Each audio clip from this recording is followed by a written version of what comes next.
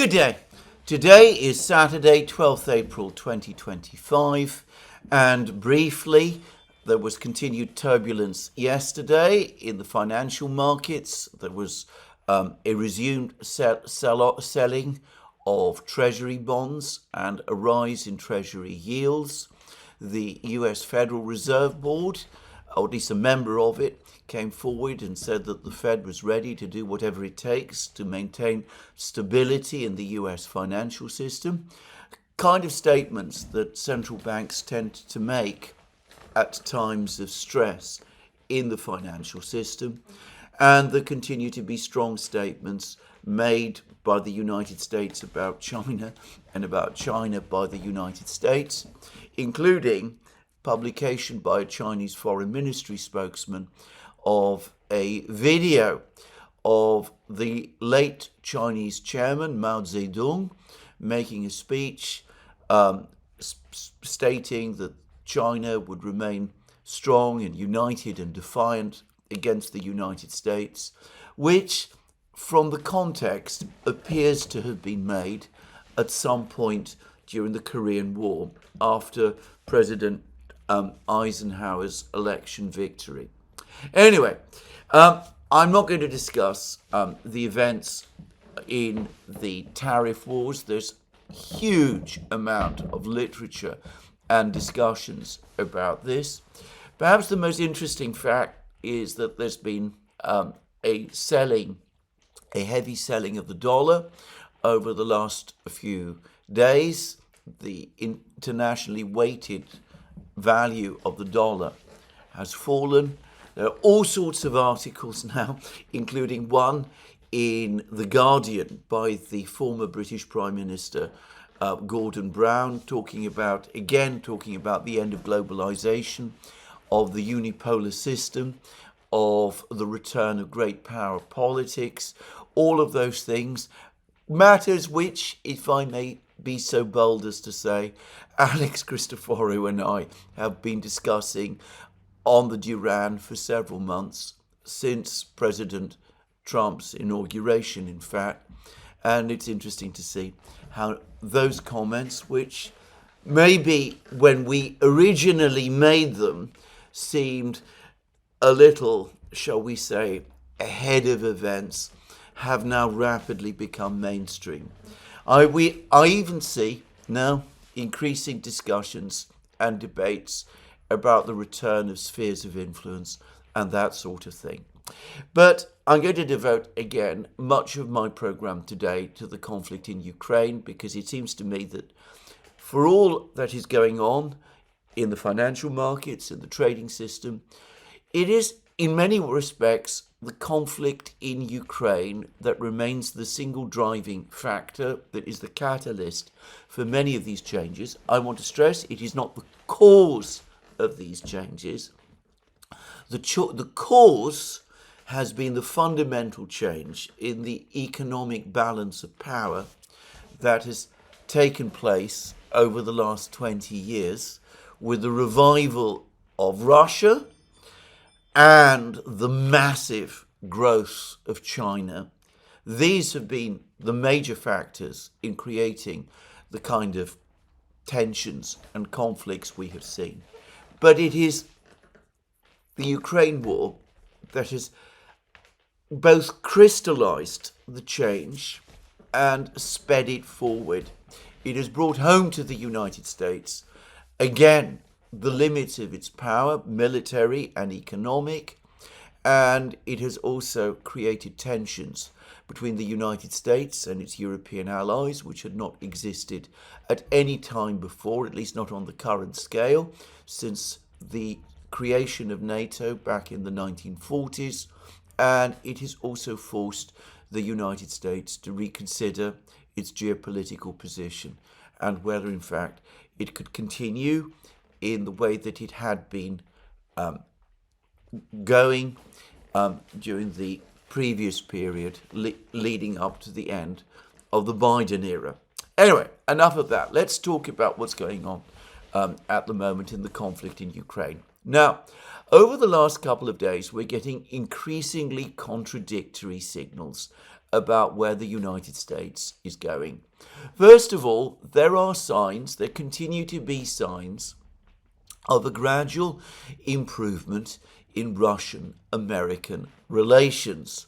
On the 10th of April, for example, delegations from the United States and from Russia met in Istanbul to discuss the re-establishment of proper diplomatic contacts between those two countries, and the communiques that each country, the United States and Russia, published after that meeting in Istanbul suggests that that meeting went well. I'll read the press release that the Russians have published. As always, it is much more detailed than the American press release, and it perhaps gives us a good sense of the mood and atmosphere in those discussions. It reads as follows. April 10th marked a round of Russian-American expert consultations in Istanbul aimed at normalizing the operations of the diplomatic missions of both countries and addressing accumulated bilateral irritants. The delegations, led by Russian ambassador to the United States, Alexander Darchiev, and Deputy Assistant Secretary of State Senata Kulta, exchanged diplomatic notes to formalize agreed commitments. These commitments are designed to facilitate unimpeded banking and financial services for Russian and American diplomatic missions, in addition to ensuring the fulfillment of the Russian Federation's contributions to the budget of the United Nations and other international organizations. In the context of the issue raised by the Russian side regarding the return of 6 diplomatic real estate properties confiscated by the United States authorities and lawfully owned by the Russian Federation, the parties agreed to develop a roadmap. Ambassador Darchiev emphasized the importance of urgent practical measures in this regard, including immediate access for Russian representatives to inspect these premises and assess incurred damage. Discussions also continued on easing visa processing and travel regulations for diplomatic staff within the host countries. The Russian ambassador pressed for accelerated progress in resolving pivotal issues to bolster mutual trust and expand bilateral business and social ties, such as resuming direct air flights. Following the consultations, the parties resolved to promptly refine the proposals tabled.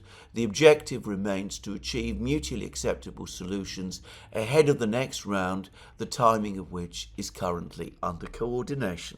So that is a positive readout of the meeting. It suggests that significant progress has been made on easing visa restrictions, so that Russian and American officials can travel to each other's countries unimpeded, that there will be less difficulty now in restaffing the embassies in Washington and Moscow that are down to skeleton levels.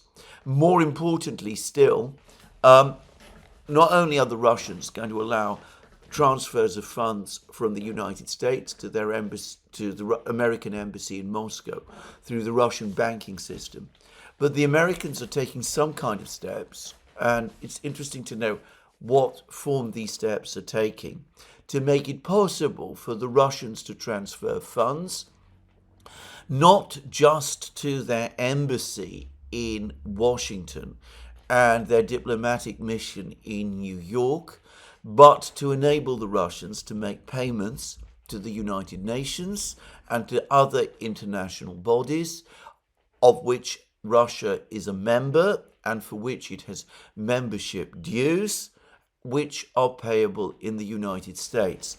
Now, that must mean that some mechanism to transfer funds from the United States, rather from Russia to the United States, has been agreed. Bear in mind that Russian banks remain mostly disconnected from the SWIFT interbank payment system.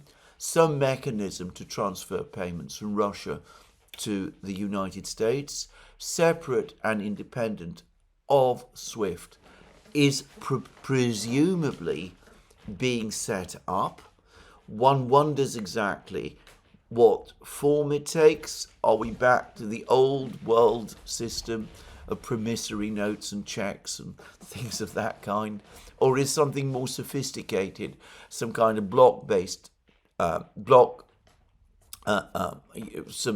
kind of new system based on blockchain technology being created?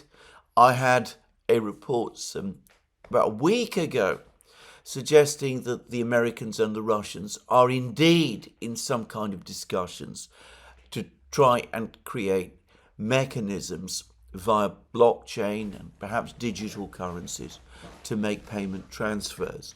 The Russians, by the way, are now well advanced in launching their digital ruble. It will apparently start to be used in international settlements sometime this summer. China, of course, is well ahead of the curve with everybody in that regard. The United States is also moving forward with its digital dollar systems. So could it be something of that kind? Now, that might, of course, extend beyond the issue of simple transfers of payments from Russia to the United States for payment of embassy salaries and embassy payments and that kind of thing, and payments to the UN and other international agencies. It could provide vehicles for resumptions at some level of US-Russia trade. And as I have floated previously, it might create mechanisms whereby Russian objections to re-entry into the Black Sea Initiative, the grain deal, could be addressed by providing mechanisms for payment for Russian food exports through the United States, with digital payments maybe from the United States directly to Russia via maybe the US Federal Reserve or something of that kind, who knows?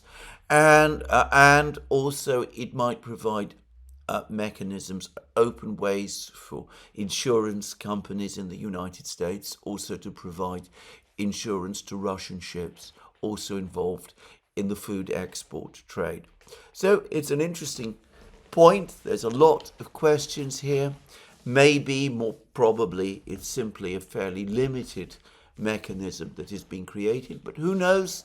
It may be that it might evolve into something bigger. And we also have discussions, and this is quite interesting actually. The Americans now seem to be taking seriously Russian demands that the 6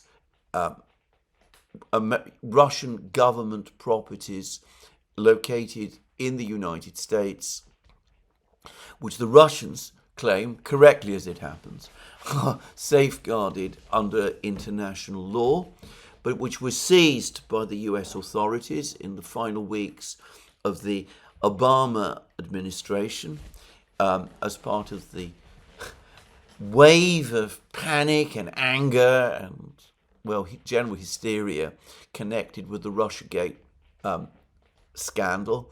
Anyway, the Russians are now saying that the Americans have at least agreed to discuss this issue about the return of these properties and to discuss some kind of creation of a roadmap to address the problem of the return of these properties. That will be a controversial issue in the United States, and I'm confident that there will be some people in Congress, including, as we know, various Republicans, hardline Republicans, who will not be happy if something to that effect does actually take place. So, overall, a positive meeting in Istanbul. But we're getting a host of other messages which point in the diametrically opposite direction. Now, a couple of days ago, Steve Witkoff, Donald Trump's all-purpose envoy, he appears to be running an almost private foreign policy conducted by the president and Witkoff together, which appears to be circumventing the State Department and the official agencies of the American government. By the way, there's nothing unusual in this. This has happened in the past. As I discussed in previous programs, President Franklin Roosevelt, often used his friend Harry Hopkins to conduct diplomacy on his behalf with various other powers, mostly the Soviet Union during the Second World War, as it happens.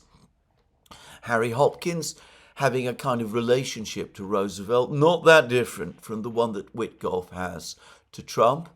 And of course, the great exemplar of private diplomacy was Richard Nixon, who conducted an awful lot of diplomacy, for example, with China, using his special envoy, who was, of course, his national security advisor, Henry Kissinger. I mean, Kissinger made secret visits to Beijing, where he met the Chinese leadership and prepared the ground for the rapprochement between China and the United States, leading to President Nixon's famous visit in 1972 to China, where, of course, he met Mao Zedong. Anyway, so this is not new. It's happened many times. Another president who turned to this kind of informal diplomacy was President Kennedy during the Cuban Missile Crisis, when his brother, Robert Kennedy, who was then the U.S. Attorney General, established a back channel with the Soviet ambassador in Washington, Anatoly Dobrynin. I've discussed all of this in previous programs. Anyway, Witkoff appears to be conducting, as I said, a multi-front foreign policy on the president's behalf. He's talking to the he's talking to the Russians. He's talking to the Iranians, as we will see shortly. He appears to be in some kind of contact with the Chinese as well, from what I can understand. But anyway, Witkoff has been meeting with Russian officials. He is the only member of what might be loosely called President Trump's team to have had actual meetings with President Putin. He's now had 3. We'll come to all of that shortly. Anyway, Witkoff has been busy. A few weeks ago, about 10 days ago, he hosted in Washington President Putin's envoy, Kirill Dmitriev, businessman, partly US educated, who came to the United States, and he is, of course, the chairman of Russia's Direct Investment Fund. He is essentially a businessman, though someone who has an official public position in Russia and whose job is to attract investment from foreign countries into Russia. And Dmitriev first met with Witkoff during that first American-Russian summit meeting in Saudi Arabia, which took place after Putin and Trump's first telephone conversation back in February. Then Witkoff met Dmitriev again when he went to Moscow on the 18th of March. Then he invited Dmitriev to Washington. Dmitriev came to Washington. Reuters now reveals that Witkoff intended to host Dmitriev in a private dinner at Witkoff's own private house, his own home in New York. Apparently there were some people in the administration who were worried about that. So the dinner did take place, but it actually took place in the White House. The two men, Witkoff and Dmitriev, appear to have established a good relationship with each other. And perhaps here it's worth saying that Dmitriev, from his time in the United States, speaks fluent English. Well, Witkoff, somewhat unexpectedly, over the last few days, then flew to St. Petersburg, where he met Dmitriev again. And there was apparently another lengthy discussion between Dmitriev and Witkoff. Again, we don't have the full details. But then, subsequently, Witkoff, yesterday, had a meeting with no less a person than President Putin himself. Now, unusually, and for the first time, the Kremlin has provided a very, very brief readout of this meeting. It's not even a readout. It's just a statement that the meeting actually took place. And a photograph was also provided. The meeting, to stress again, took place in St. Petersburg. Putin is in St. Petersburg, incidentally, on a scheduled meeting. He's there to meet with the leaders of the Russian Navy and of the Russian shipbuilding industry. And he is there to have a discussion about future development of Russia's fleet. And in fact, the Kremlin has provided a,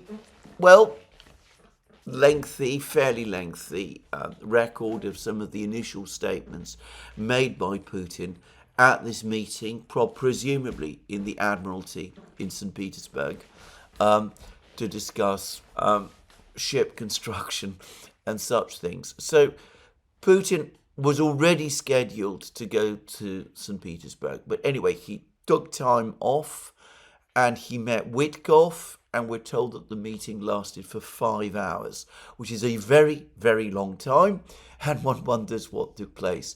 The meeting, we are also told, took place in the presidential library in St. Petersburg.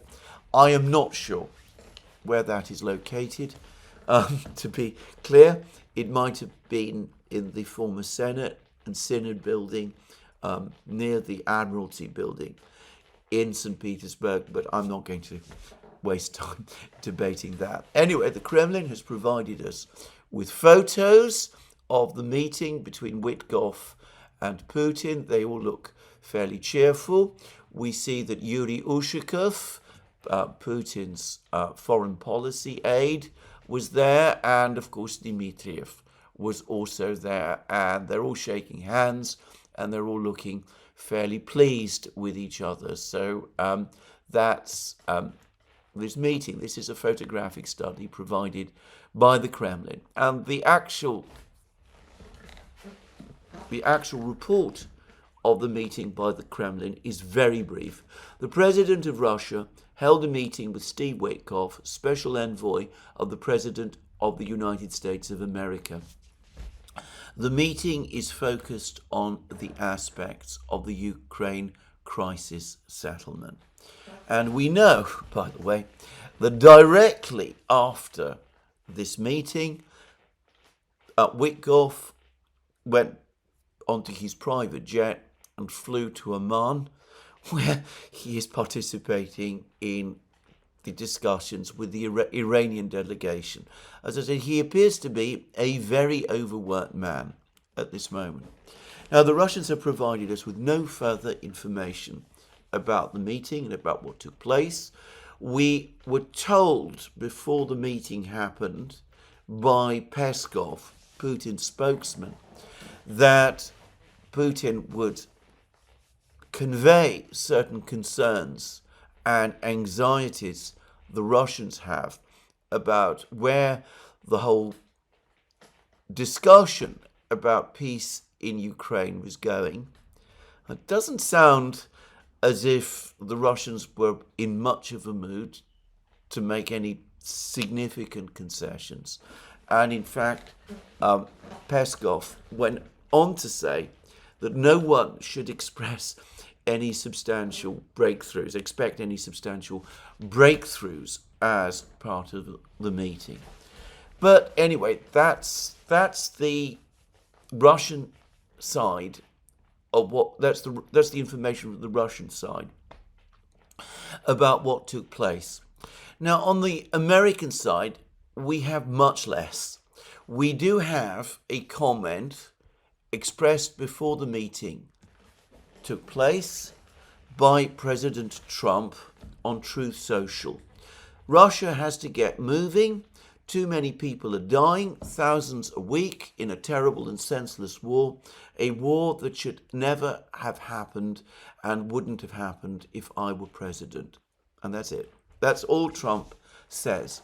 But Axios, fairly well connected news magazine in the United States, in a long and somewhat garbled account of the trip, says that Trump has become frustrated, the negotiations haven't made much progress in recent weeks, and said at one point that he was pissed off about comments Putin had made on Ukraine. And if no ceasefire is reached by the end of the month, which is presumably this month, Trump could move forward with additional sanctions on Russia, either through executive power or by asking Congress to pass new sanctions legislation. A source familiar with the issue told Axios. We will know soon enough, in a matter of weeks, not months, whether Russia is serious about peace or not. I hope they are, Secretary of State Marco Rubio said last week on the sidelines of the NATO summit in Brussels. So by the end of the month, presumably means by the end of April. And there are some suggestions that Witkoff came with some kind of a message to Putin from Trump, basically couched in the form of some sort of ultimatum, whereby the Russians were told, look, you've got until the end of April to agree a ceasefire. You don't agree a ceasefire, then the United States will impose further sanctions upon you. And of course, these could be activating the so-called bone-crunching sanctions that Lindsey Graham and his friends have been putting together in Congress, which would impose a 500% tariffs on any and every country accepting purchases of Russian oil and presumably other products as well. An attempt, in effect, to isolate Russia completely from the world economy. Anyway, that's one possible view of what happened. But if we go back to Trump's Truth Social post, it's interesting that it doesn't actually contain any threats.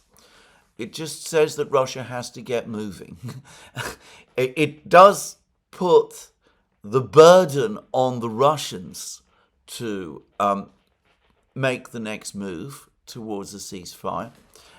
It doesn't seem to show any sign that it's the Ukrainians who are in fact causing the problems. But it basically puts the weight of events on the Russians to decide whether or not they want to accept this unconditional ceasefire that Trump wants, the alternative presumably being the bone-crunching sanctions or something like that the Americans might have in mind. But the Truth Social post doesn't threaten it, which suggests to me that Trump hasn't fully made up his mind. And here we have a very interesting article in Reuters, which does seem to be based on sources, genuine sources within the administration. And the title of the article is Trump envoys a brace of Russian demands, worries Republicans, US allies.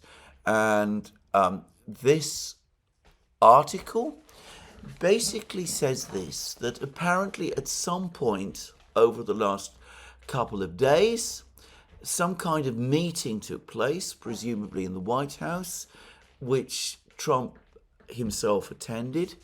Maybe this took place at the time when Dmitriev himself was in Washington. Anyway, a meeting took place. And an argument followed. Witkoff told Trump that the quickest way to end the war, perhaps the only way to end the war, on the basis of a negotiated settlement, was to accept Putin's insistence, the Russian insistence, that the four regions, Zaporozhye, Kherson, Donetsk, and Lugansk, must be transferred in their entirety to Russia. And apparently, in that same meeting, that provoked a strong pushback from none other than General Kellogg. He said there was no way the Ukrainians would ever accept that. And apparently Kellogg said that this was not what the president should decide to do. And Trump apparently listened to the whole discussion, but declined to come down on one side or the other. He seems unsure what to do. Now, Kellogg has been busy, and I have to say that there's been a recent flurry of statements by him and connected to him, which clarify a very important fact. It's now absolutely clear to me that Starmer and Macron's plan to send European peacekeeping forces, or reassurance forces, as they're now being called, to Ukraine, is something that Macron and Starmer have been coordinating with Kellogg. This is absolutely an idea that Kellogg himself backs and has been promoting.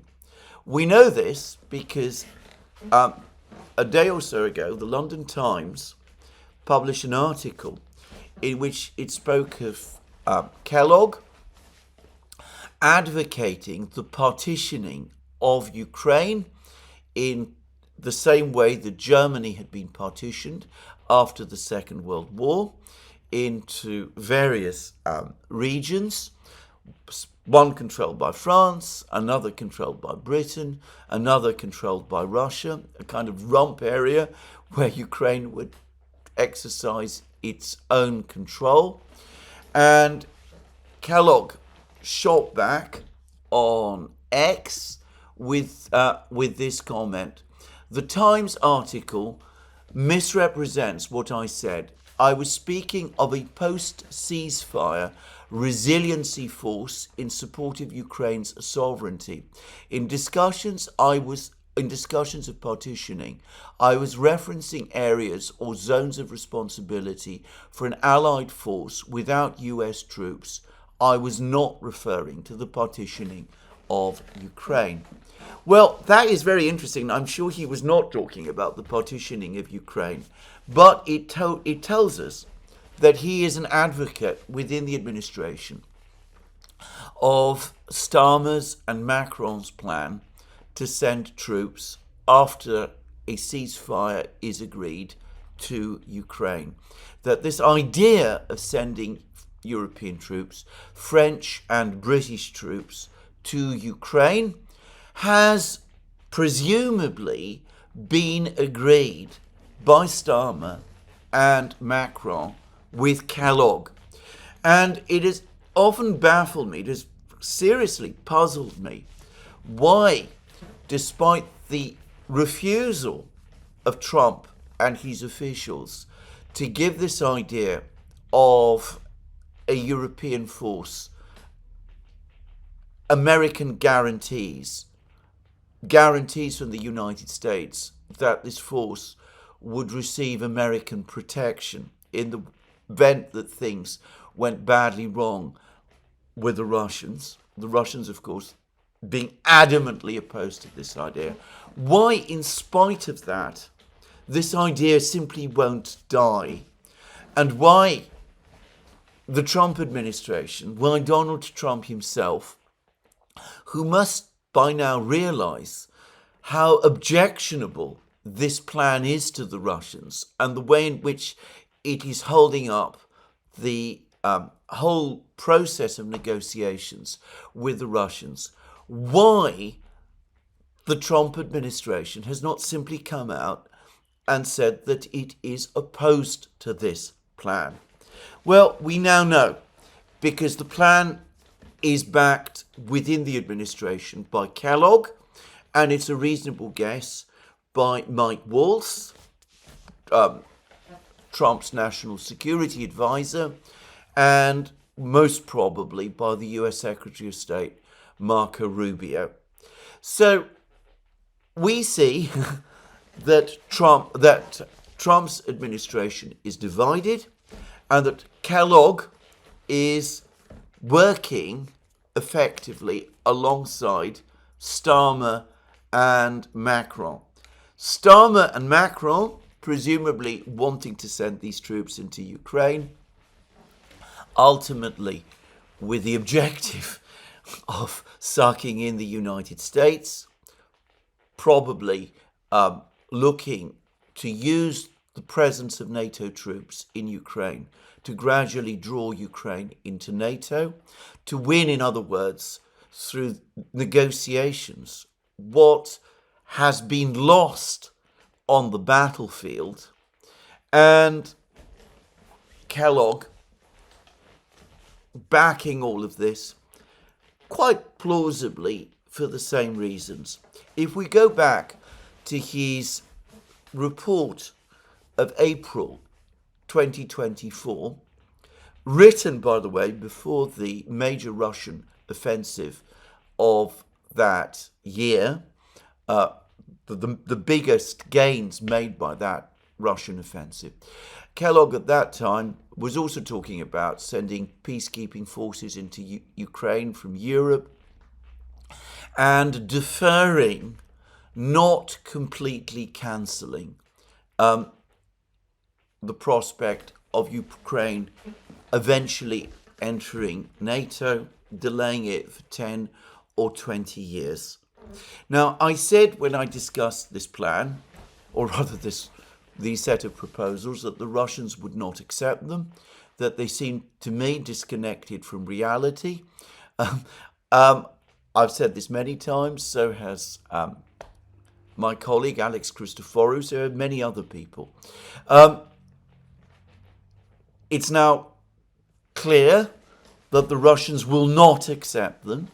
Witkoff has met now with Putin, and other American officials have met with the Russians also.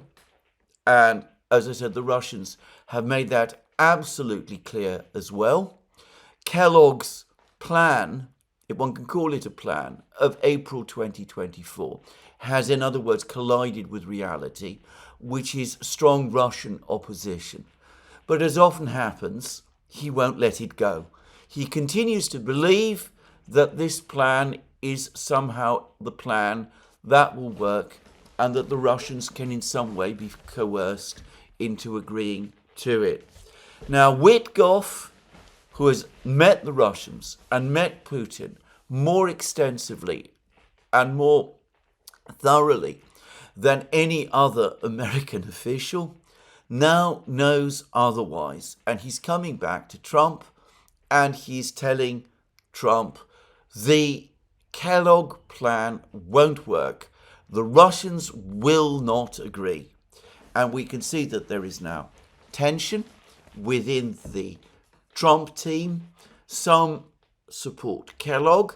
They don't want to give concessions to the Russians. Rubio, Waltz, Kellogg, various members of Congress. Reuters tells us that there is unease in Congress at the amount of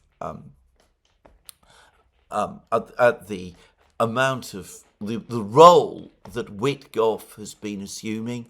One Republican, one prominent Republican, has written apparently to Trump demanding that Witkoff be sacked because he's simply accepting and repeating Russian talking points, and that the negotiations, the conduct of the negotiations, should be fully taken over by Rubio.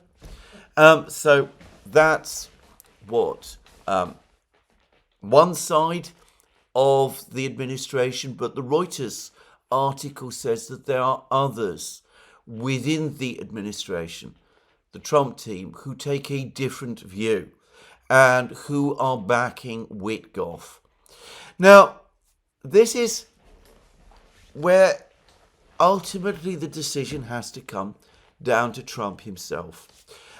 He clearly is surprised that the Kellogg plan, which he presumably was told the Russians would quickly agree to, has not been accepted by the Russians. One can see in his Truth Social post, again, that bafflement, that sense of bafflement that things are not proving as easy and as straightforward as he's assumed. Russia has to get moving. Just as he appears to have assumed that the Chinese would quickly come round to the tariffs that he imposed on them, and is somewhat taken aback that instead of doing that, they have retaliated. He appears to be baffled by the fact that the Russians are digging in their heels and are telling Wickoff that Kellogg's plan is a non-starter and it simply won't work. And my guess is that Witkoff was sent to Russia by Trump in a last-ditch attempt to get the Russians to accept the Kellogg plan. That's probably what the letter from, if it was a letter, or the message from Trump to Putin set out. And the fact that the meeting went on for 5 hours was again probably Putin going into great details again to explain why the Kellogg plan is a non-starter and why even the ideas of temporary ceasefires without cessations of military aid and intelligence support to Ukraine is a non-starter, and providing, no doubt, Witkoff with a long list carefully compiled by the Russian Defense Ministry. You can find it all set out fully on their Telegram channel, in which there's a whole list of the various ceasefire violations that the Ukrainians have made, that they have simply disregarded the energy truce. So I suspect that Witkoff is going to come back to Trump, and he's going to tell Trump that Putin is simply not shifting, that this is not a success, that this Kellogg plan on its own terms is not succeeding. Now, this then brings us back to what Trump is going to do. Just as the Russians are not accepting the Kellogg plan, it's now becoming increasingly clear that the Ukrainians are not accepting the mineral rights extraction deal. We have another report, also from Reuters, and this time I'm confident that the information has been provided both by American and Ukrainian officials. Anyway, there was apparently a meeting between the Americans and the Ukrainians to discuss the mineral rights deal. Reuters' title is US-Ukraine hold tense talks as mineral deal remains elusive, source says. And we're told that US and Ukrainian officials met on Friday on a US proposal to gain access to Ukraine's mineral wealth. A source within with knowledge of the matter said, adding the prospects for a breakthrough was scant, given the meeting's antagonistic atmosphere. And we are told that the negotiating environment is very antagonistic, and the source, who's clearly Ukrainian, pointed to the maximalist draft submitted by the Trump administration last month. Treasury Department spokesman confirmed the discussions, calling them technical in nature. And it looks as if one of the things, the source, as I said, who's clearly Ukrainian, so that one of the Easter eggs found in the document was a US demand that the US government's International Development Finance Corporation take control of a natural gas pipeline from Russian energy giant Gazprom across Ukraine to Europe. And top Ukrainian officials, including Prime Minister Shmyhal and Finance Minister Marchenko, will be in Washington in 2 weeks for IMF and World Bank meetings, and that there might be further discussions then. Now, by the way, just to confirm something, the pipelines, the gas pipelines that transit Ukraine do not actually, by my understanding, belong to Gazprom and have never done so. They are the property, or were the property, of Ukraine's own natural gas monopoly, Naftogaz. Obviously, they were built in the era of the Soviet Union. They were built by the Soviet Union's Ministry of Gas Industry. The Ministry of Gas Industry eventually became Gazprom, and it was Gazprom's gas that flowed through those pipelines. But after Ukraine became independent, actual ownership of these pipelines was transferred to Ukraine, and eventually they became to be owned and managed by Naftogaz. So the demand, perhaps the Americans have not understand this, perhaps they assume still that these are Gazprom pipelines. But ultimately what the demand amounts to is that Ukraine transfer perhaps ownership, but certainly control of these pipelines from Ukraine to the United States. Now, these pipelines are really only meaningfully useful if gas transit from Russia to Europe resumes. And this is fully consistent, by the way, with the reports that the United States, or rather the Trump administration, has also been sniffing at the idea of resuming gas transit via the Nord Stream pipeline, with the United States acquiring either a share or even outright ownership of Nord Stream. Just saying. But for the gas, for this thing to be actually viable, the gas that flows, most of it must nonetheless still come from Russia. There is gas that used to flow through the pipelines from Kazakhstan and Turkmenistan and Azerbaijan, but ultimately the gas has to come from Russia as well. So one could see again the plan that the Trump administration had: do a deal with the Russians, get some kind of a ceasefire, get these pipelines moving, have the gas move along the pipelines supplied by the Russians. The gas passes through American-owned pipelines and reaches Europe in that kind of way. And the United States, which controls the pipelines, makes the money and, by the way, is in control of the gas. And I'm going to suggest that not only is this an Easter egg contained in the mineral rights extraction agreement, but it's probably the key to understanding the mineral rights extraction agreement. It's basically a straightforward attempt, not just to obtain access to rare earths and all of those things, but to gain control, America gaining control of the entire vast industry of Russian gas export to Europe, and gaining control of it in a way that will make a profit for the United States. And what Trump is now discovering is that the Ukrainians are strongly opposed to this.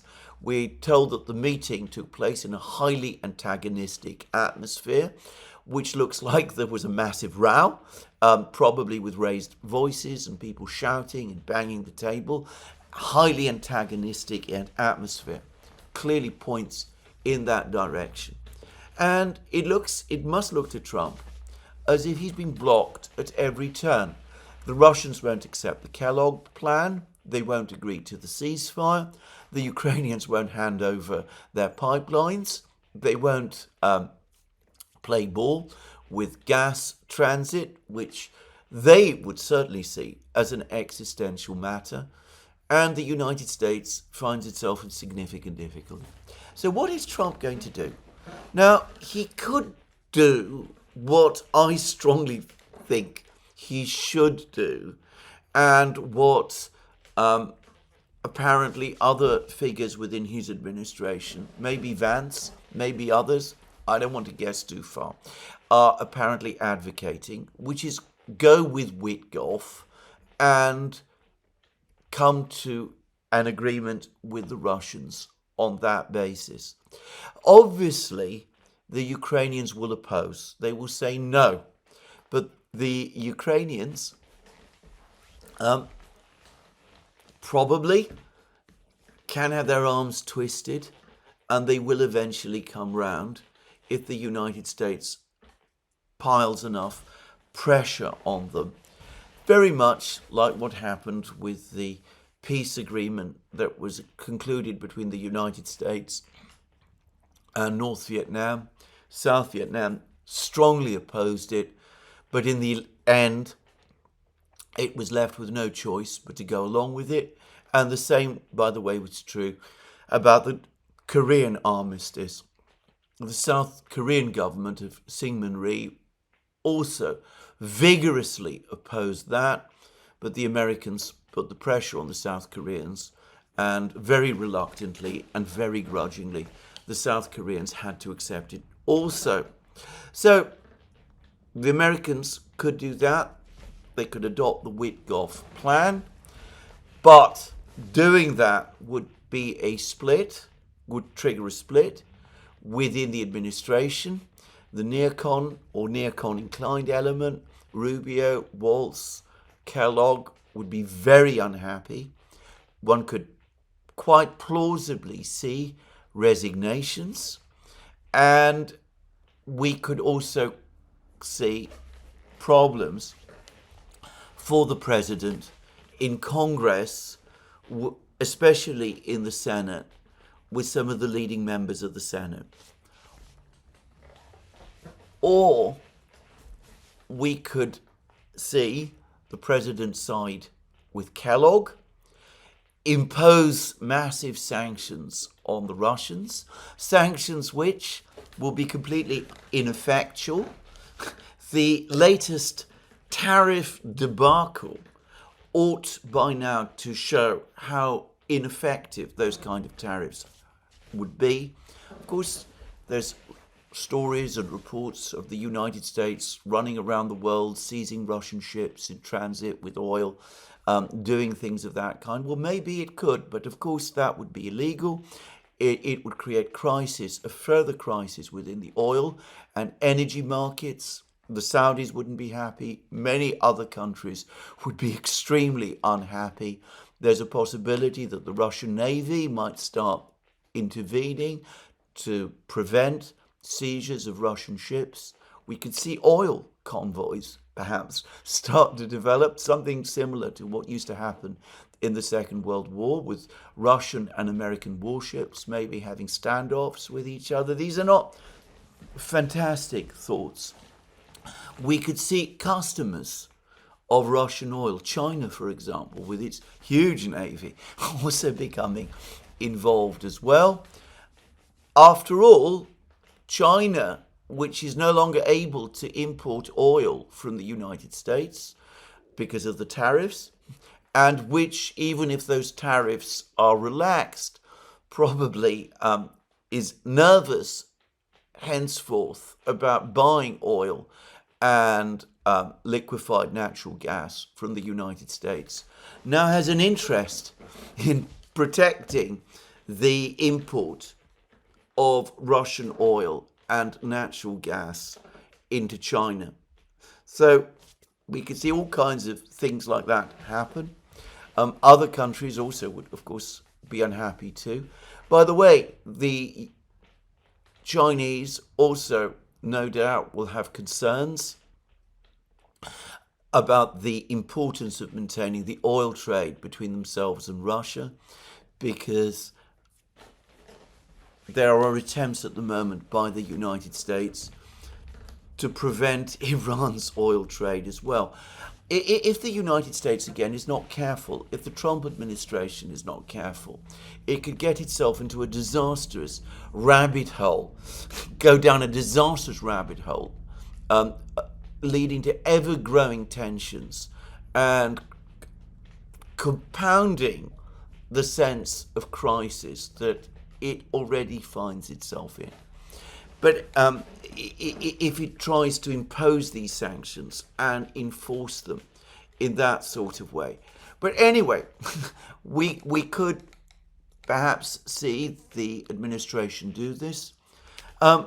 We could plausibly perhaps see the administration going back to Congress and demanding more weapons for Ukraine and more funding for Ukraine to try to sustain the Ukrainians. This is not going to change the outcome of the war. It is not going to strengthen Russia's resolve. It's quite apart from the crisis, as I said, that it could create in the international system.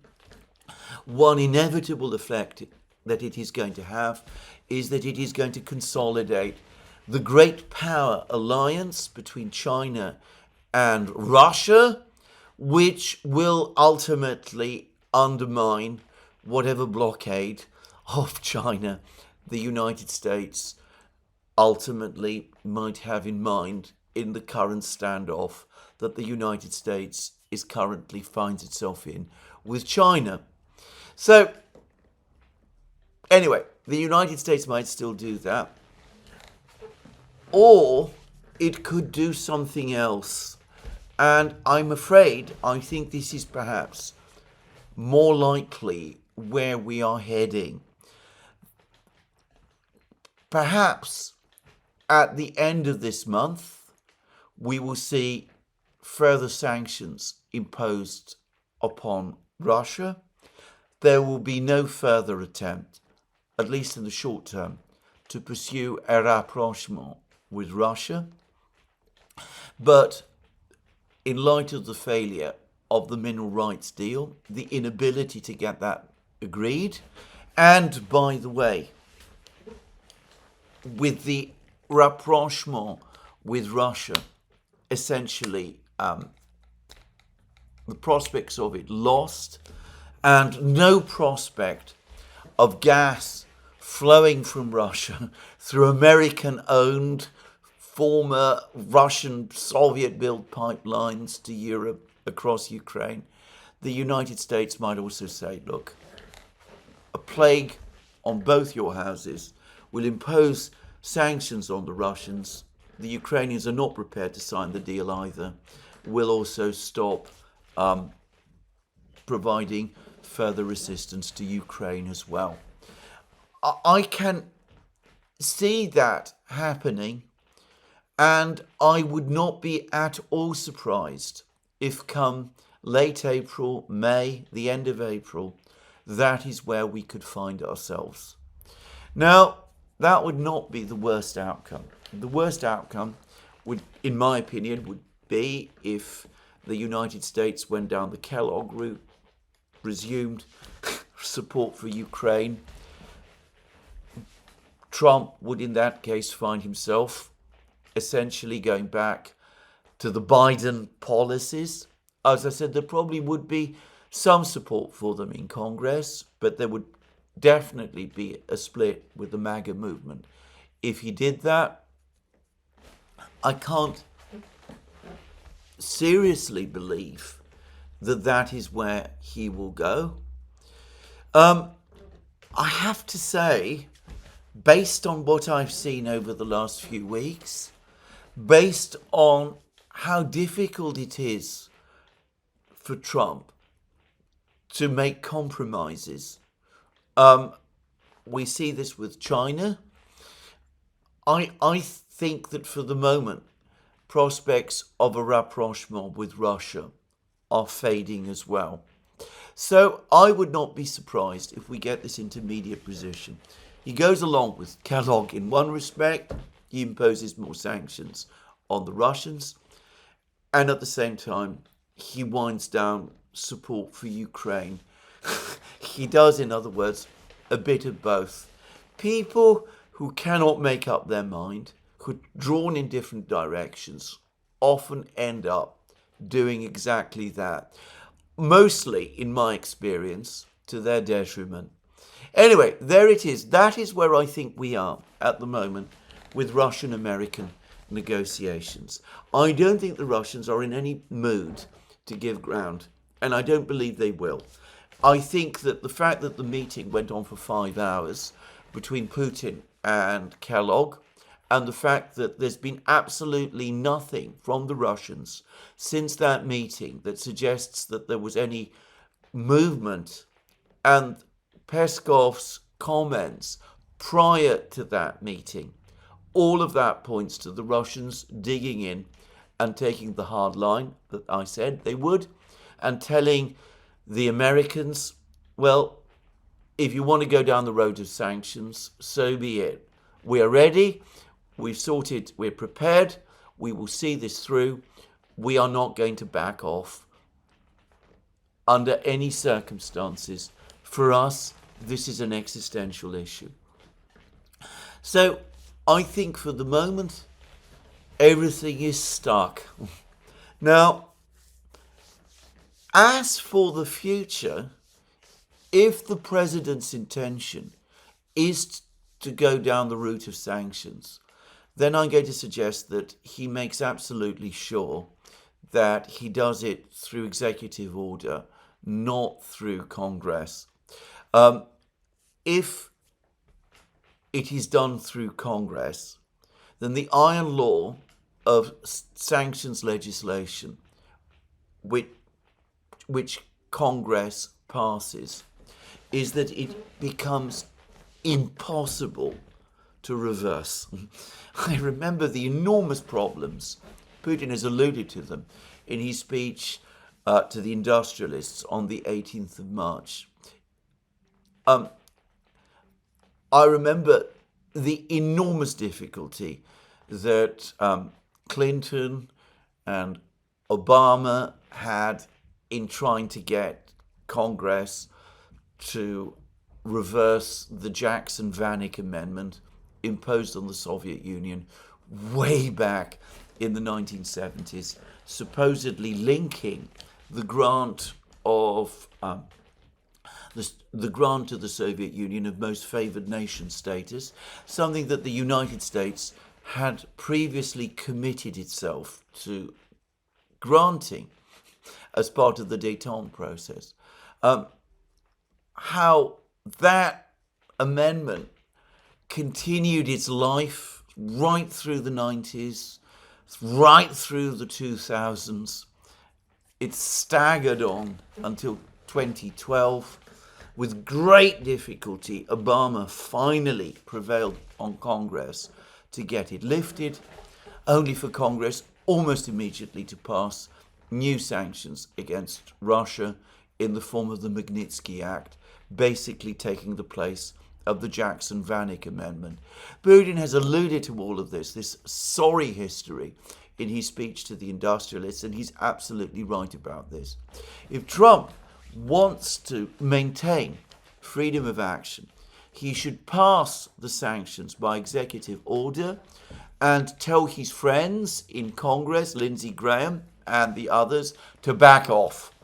If they do move forward with sanctions, legislation to enshrine the sanctions, then he should make clear to them that he is not supporting that and that he's prepared, if anything, to veto that legislation, which I think would kill it dead. I say that because there is a real risk, even if he does pass an executive order, make an executive order imposing further sanctions on Russia, that Lindsey Graham and company will then attempt to enshrine that executive order into legislation, which, as I said, it will be all but impossible ever to reverse. So,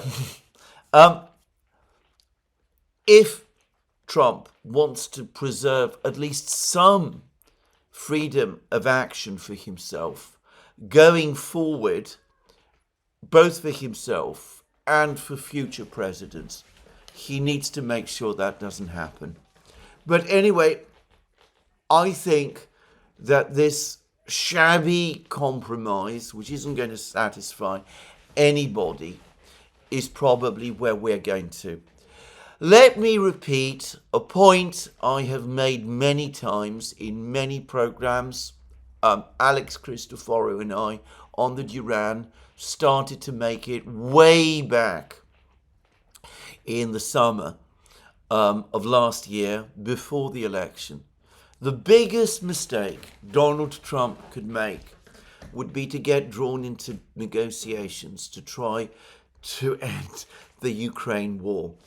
I said that this underestimated the irreconcilable differences between the Russians and the Ukrainians. It opened the way for the Europeans to create endless trouble, and it also opened the way for the neocons in the United States to make endless trouble. Unfortunately, tempted by the promises that Kellogg made, that this could all be negotiated and settled quickly, that is the course he followed. And, well, this is where he now is, where he could have walked away from the whole conflict without suffering any significant political damage. After he was inaugurated in January, he made the mistake of trying to negotiate with the Ukrainians and trying to negotiate with the Russians and trying to keep the Europeans on side and to get Kellogg and others to play a role in the discussions. And as a result, he finds himself stuck. Now, I say all of that. There are, as I said, continued positive signs. The meeting in Istanbul between the Americans and the Russians went well. And by the way, sorting out the diplomatic issues would be a good thing in and of itself, just saying. So hopefully that will not be jeopardized by any breakdown in the talks over Ukraine, over the settlement of the conflict in Ukraine. Another perhaps positive sign is that Miss Brink, the US ambassador to Ukraine, has now left her post. She was, for those who don't know, a protege of Victoria Nuland and was somebody who very much followed Victoria Nuland's policies on the Ukraine conflict, which, by the way, didn't prevent conflicts between her and the Ukrainian authorities from time to time. But hopefully, perhaps possibly, a new ambassador, a rather more realist ambassador, might take her place. Who knows? But in general, I have to say that I get the sense that these negotiations are not going well, that Trump's decision to go down the route of negotiations was a major mistake, and, well, we now see the results. Well, anyway, let's see what happens over the next couple of days. But as of this morning, the results, the situation does not look promising. In the meantime, the Russian offensive continues to gain momentum. Now, as always happens with Russian offensives, it generally starts slow and gradually builds up. The opposite, by the way, of American offensives. There was, on that topic, an article in the Daily Telegraph which set out, which made the claim that the Russian offensive would not gain any significant territory despite their overwhelming superiority in numbers, which, by the way, is constantly overstated.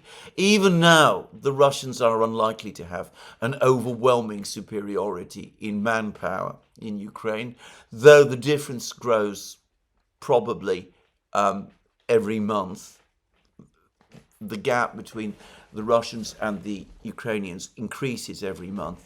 But anyway, the Daily Telegraph says that despite the overwhelming superiority in numbers that the Russians have, they're so incompetent, so disorganized, their troops are so untrained, they only have a couple of days training and all of that. It, again, by the way, conflates the 160,000 conscript spring call-up, which happens this time every year in Russia, with mobilization for the Ukraine, for the conflict in Ukraine. I've repeatedly pointed out that the two are unrelated to each other, and that the forces, the manpower that we see building up in Ukraine is made up of people who take out 3-year contracts with the Russian military and who grow through a prolonged period of training, which, by the way, I understand in many cases can be up to a year long. So just saying. But anyway, it sublimely, this article in the Telegraph sublimely claims that the prospect of this offensive is poor, that it will not gain any significant ground. Now, I remember sometime in late summer, early autumn of last year, the Daily Telegraph publishing a very similar article about the then ongoing Russian offensive. It said that this offensive would not gain any significant ground. It had even failed. I remember this article said it had actually failed, that the Russians had failed to achieve any significant breakthroughs. And if memory serves me rightly, what then followed was that in quick succession, Vugleda, Selidovo, Kurakovo, all sorts of other important places fell like 9 pins to the Russians, one after another. I am confident that this offensive, which has started much more powerfully than the 2024 offensive did, will gain significantly more ground than this. Now, I'm going to just now do a very short summary of latest military developments. Briefly, there's been more information from Chasiv Yar. It looks as if the Russians have gained more ground in the central area, the area of the high-rise buildings at the very center of Chasiv Yar. This is sometimes referred to as the citadel of the city, of the town rather. There continue to be many reports, which I think are probably true, that the Ukrainians are now reluctantly thinking about retreating from Chasiv Yar.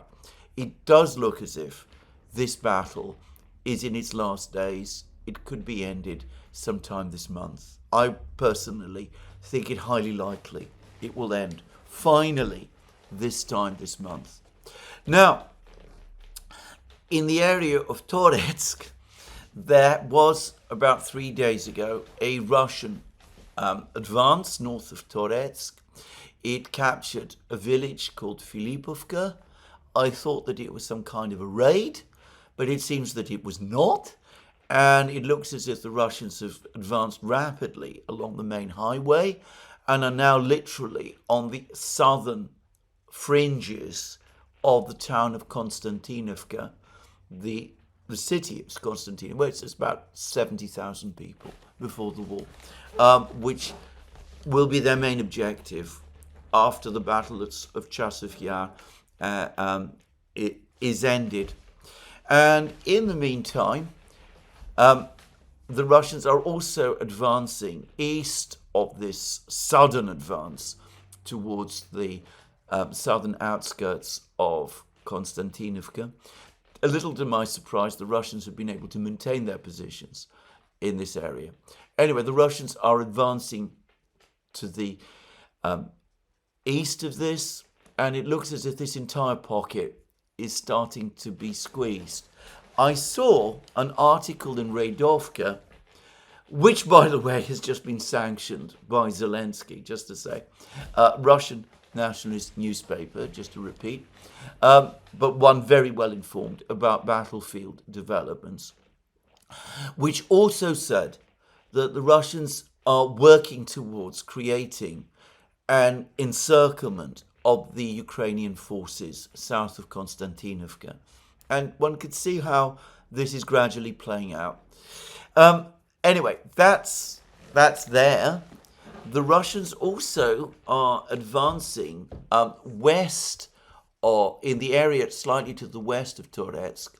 There's a whole string of villages: Novobakhmutivka, Alexandropil, Pantelimonivka, immediately to the west of the H20 highway, which the Russians have now captured.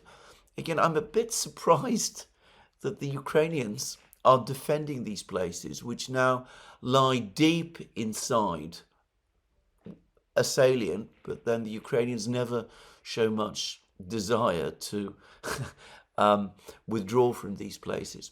And the Russians have also resumed a little to the west their advance northward of Ocheretino, that village which they captured in the spring of last year, the capture of which opened the way for the Russian advance westwards towards Pokrovsk.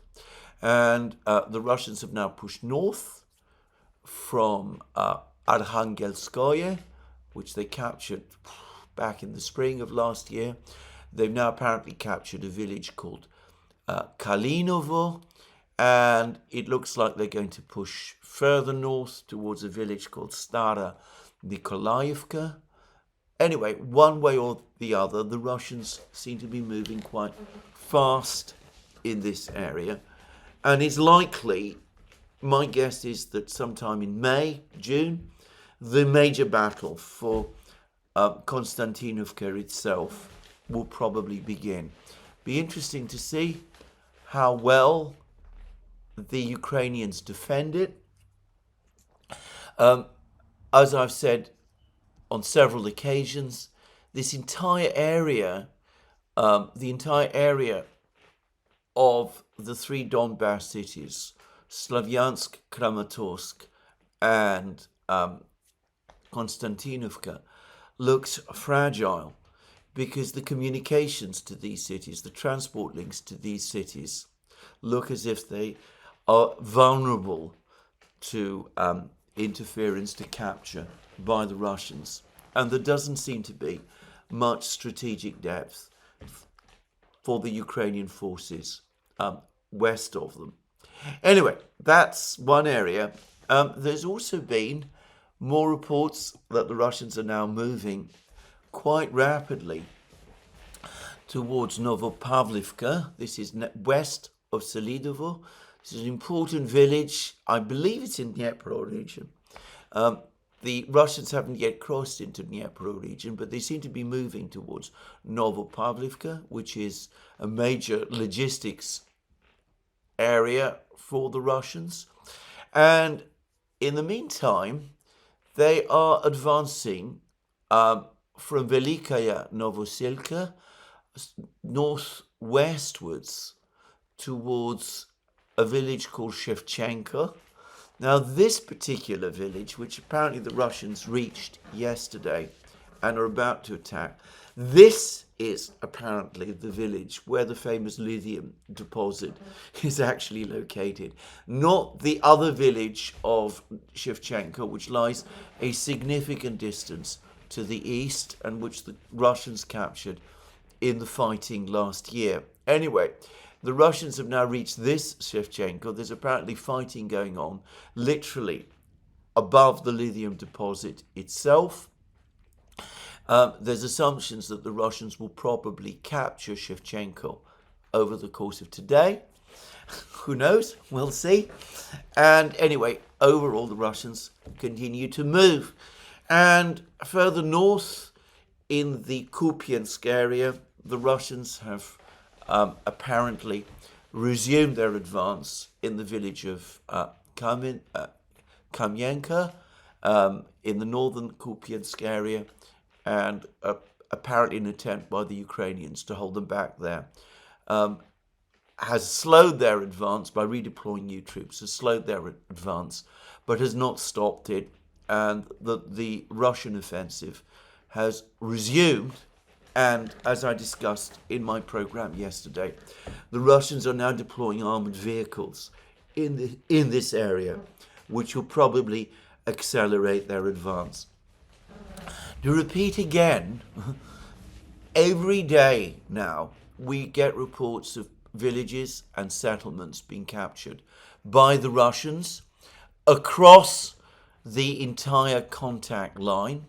I can remember long stretches of the war before where one would get no reports of any village or settlement changing hands. Every day the Russians capture some new place. Yes, one can claim, as people like General Cavoli and perhaps General Kellogg and the people who write for the Daily Telegraph do, that none of these places is important in itself. But the point is that over time, the effect becomes cumulative. And the more of these places you capture, the more you restrict Ukraine's operational space in this area of Donbass. It's like in a game of drafts or chess, gaining more and more squares on the board. And that is exactly what the Russians are doing. So anyway, the war continues and the offensive, the Russian offensive continues. And I see no reason why the Russians would want to stop it.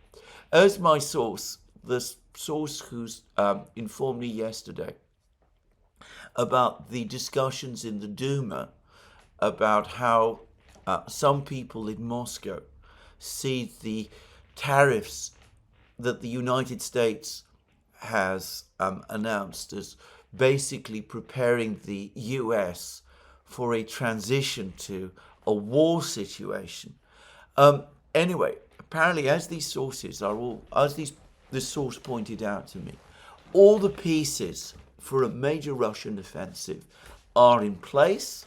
All that remains are for the Oreshniks to be assembled in a critical mass and to be launched on the battlefields, and that will probably happen around midsummer anyway, when the offensive is likely to be in full force. So anyway, there we are. That is the military situation in Ukraine today. So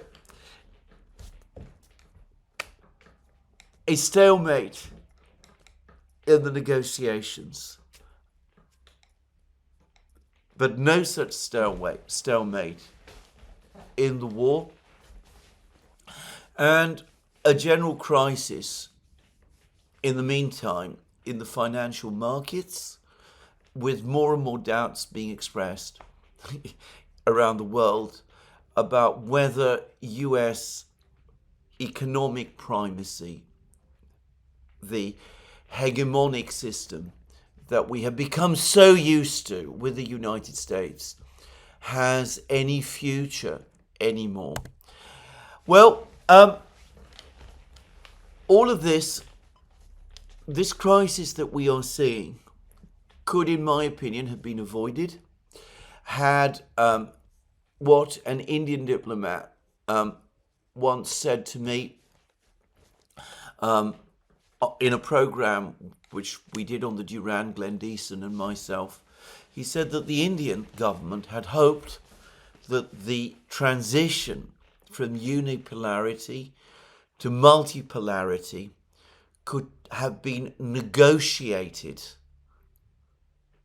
but it wasn't negotiated.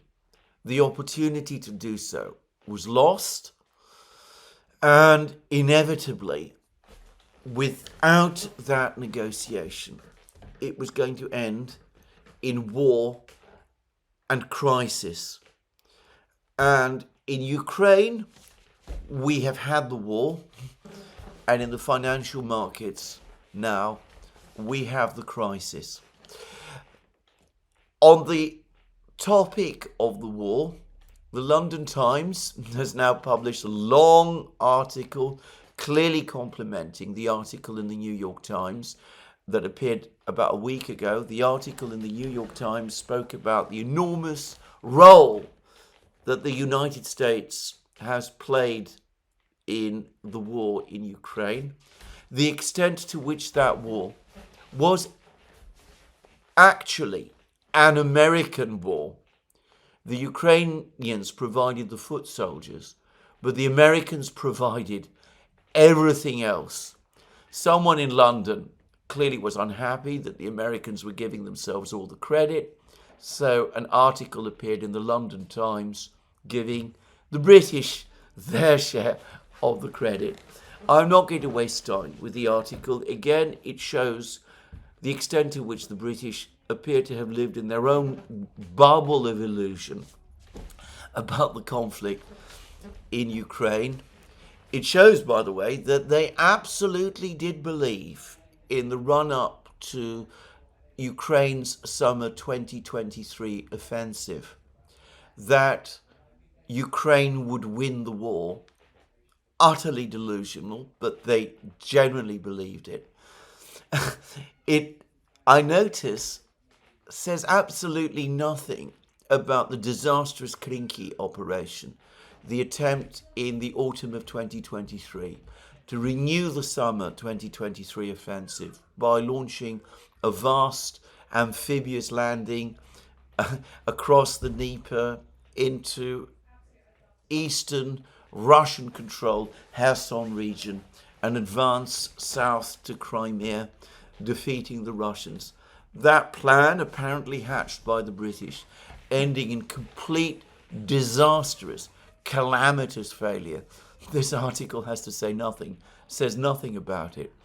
Anyway, there we are. That is the Times. Maybe I will say a bit more about this article in my program tomorrow. But tomorrow I do hope, finally, to return to the topic of the Middle East, to the negotiations between Iran and the United States, which I fear are also going to fail, leading the United States into yet another war.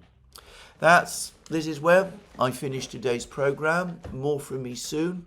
Let me remind you again, you can find all our programs on our various platforms, Locals, Rumble and X. You can support our work via